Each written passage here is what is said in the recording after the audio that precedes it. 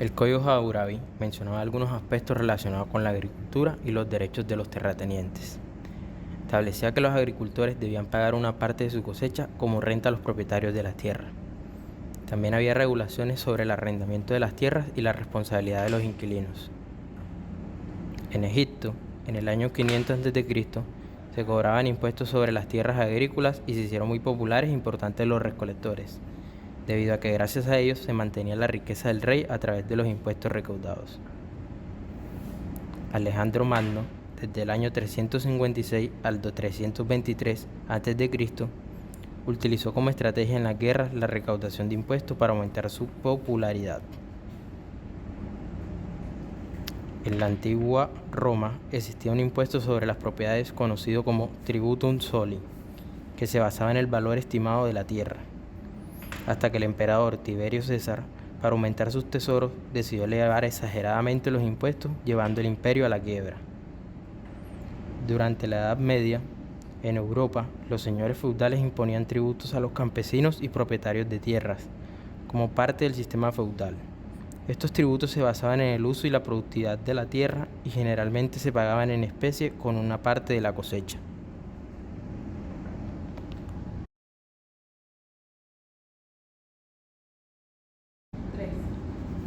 En Colombia, el impuesto predial se remonta a la época de la colonia española. Durante este periodo, el impuesto a la propiedad era conocido como alcabala y se aplicaba sobre las transacciones de bienes raíces. En 1843 se promulgó el Código Municipal de la Nueva Granada, que establecía las bases para la administración y recaudación de los impuestos municipales, incluyendo el impuesto predial. En 1873 se promulga el Código Fiscal de Colombia. En este se estableció el impuesto predial como una contribución anual sobre el valor de los bienes inmuebles con el fin de financiar los gastos municipales. En 1968 se expidió el Estatuto Tributario, que estableció las normas generales en materia tributaria en el país. En materia del impuesto predial se establecieron los criterios para la determinación del avalúo catastral y las tasas impositivas.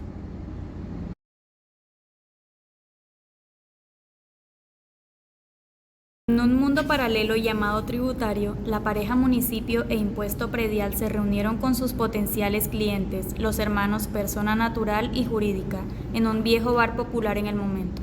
Municipio estaba contándoles de sus negocios entre él e impuesto predial, donde manifiesta: Predio realmente constituye una de mis principales rentas. A lo que responde persona natural, algo desconcertado. ¿Y eso cómo es? Municipio les comenta: Acá mi compañera, impuesto predial, cobra la sola existencia de un predio, es decir, el deudor siempre será el predio, y yo lo liquido mediante una cuenta de cobro. Sí, entiendo, pero como tal, ¿quién lo paga? Lo puede pagar ya sea el propietario, el poseedor o el usufructuario. ¿Y cómo saben cuánto cobrarles? Es proporcional al avalúo catastral del predio. Después de una larga conversación especificando todos los detalles del negocio, de sus beneficios sociales, como que el 10% debe estar destinado a un fondo de habitación de vivienda de estratos bajos y que asimismo pueden cobrar tarifas altas para desincentivar las actividades de determinados predios, los clientes convencidos deciden cerrar el negocio, no sin antes preguntar: ¿Y pagar el impuesto en qué nos beneficia? Nos beneficia en el hecho que es muy interesante que según el artículo 263 del Estatuto Tributario, implícitamente menciona que es el contribuyente el dueño del predio. Ahora sí que nos convenció.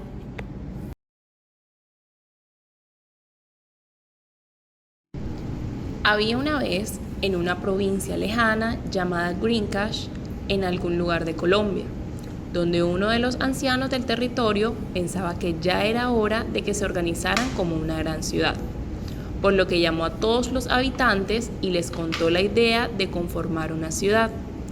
Varios de los habitantes estuvieron de acuerdo y estaban emocionados con la idea, por lo que comenzaron a pensar en cómo hacer esto posible. Nelson, uno de los jóvenes que acababa de llegar de la ciudad donde estudiaba, propuso crear un plan de ordenamiento territorial llamado POT, con el fin de así promover la capacidad de desarrollo del territorio, ver en qué lugares podían construir parques, colegios, plazas para el comercio y demás lugares para que su provincia se convirtiera en una gran ciudad. Se dividieron en grupos de trabajo.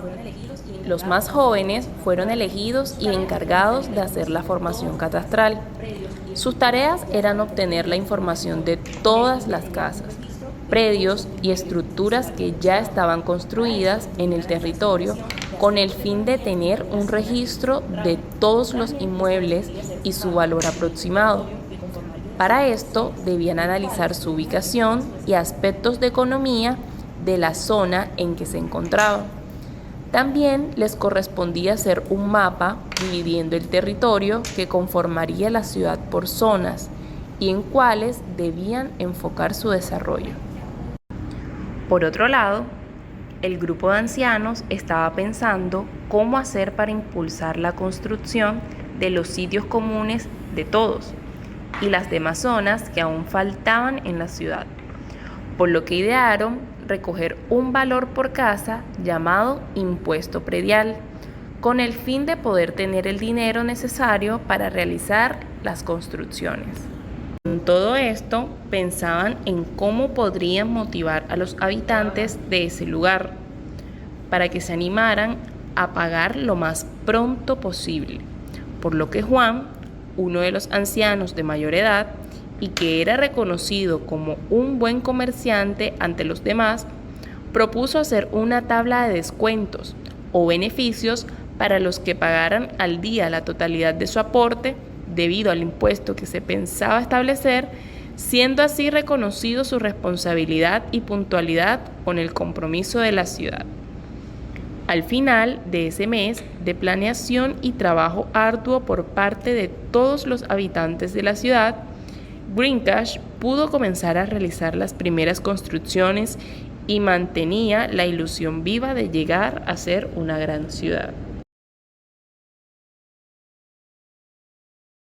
Había una vez, en el país de Nunca Jamás, 4 aldeas que cada una tenía sus propias peculiaridades, pero había algo que todas tenían en común.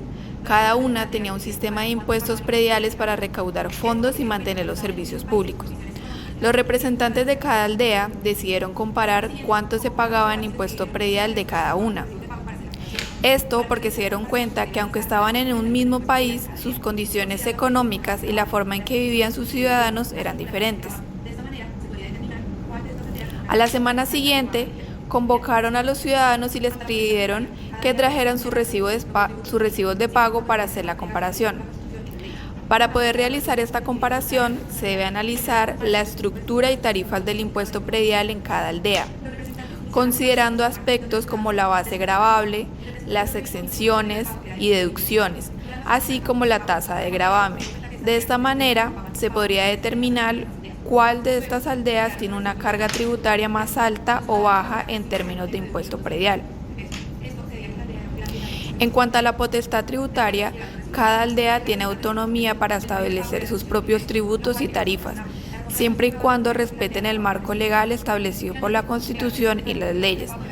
Por lo tanto, la evaluación de la competitividad tributaria entre estas aldeas dependerá de la comparación de sus impuestos y tasas, así como de otros indicadores económicos y fiscales. Los representantes iniciaron la comparación con Santa Marta, donde los ciudadanos presentaron sus recibos. El representante los revisó y notó que el promedio de pago era de 500,000 pesos al año. No era el más alto, pero tampoco era el más bajo. Además de esto, se dieron cuenta que esta aldea ofrece un descuento por pago anticipado que no está presente en las demás aldeas. Luego, miraron los recibos de Bogotá y se encontraron con sorpresas. Los ciudadanos presentaron recibos con un promedio de 1.200.000 pesos.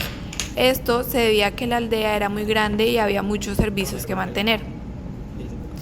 Después llegaron los recibos de Medellín y el representante se quedó sorprendido. El promedio de pago era de 800.000 pesos, lo cual era bastante razonable. La razón por la que no se cobraba tanto era porque la aldea contaba con varios ingresos económicos. Finalmente, llegaron los recibos de Cali, donde el promedio de pago era de 600.000 pesos. A pesar de que esta aldea también era grande y contaba con muchos servicios, los ciudadanos pagaban menos debido a los ingresos económicos que había.